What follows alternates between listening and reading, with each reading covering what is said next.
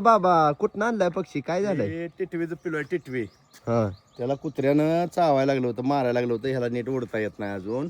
अवघड मग झालं त्याला या. हे धरलंय आपण आता, पाणी हे पाजून. कुठं लागलंय बघू त्याला. त्याला इथं पक वगैरे काढली ती त्याची कुत्र्यानं. हा ते लागलंय हो किती थोडं. हा. मग त्याला आता पाणी हे पाजून हे करून सोडून द्यायचं. जरा उडायला लागलं मग सोडून द्यायचं 2 अजून दिवसानं. काय त्याला ओढा येईना हा नाही. हा, लहान असल्यामुळे उडाय तर नाही. कुत्र्यानं त्याला चावलंय, ते खायला लागलं होतं त्याला. तर आमच्या बाबाचं असं एवढं म्हणजे पक्ष्यांवर जीव आहे बरं का. त्याला मगापासून एक अर्धा तास झालं त्यांना सापडलंय. तर त्याला घेऊन फिरते बरं का. त्याला पाणी ती पाजलं. अजून एकदा पाजा बरं बाबा पाणी. त्याला पाणी पाजायला लागले तर बरं का. त्याचं म्हणजे पूर्णच हे झालंय असं कुत्र्याने हे केल्यामुळं.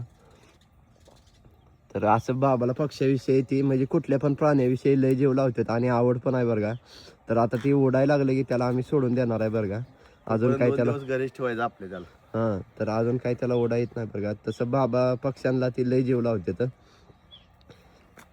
तर तुम्ही बघा हो, असा पक्षी आहे पूर्ण, किती भारी तर दिसतंय बरं का.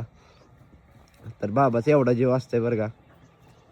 तर आता मी रानात घेऊन जाणार आहे ह्याला माझ्याबरोबर काम करत करत.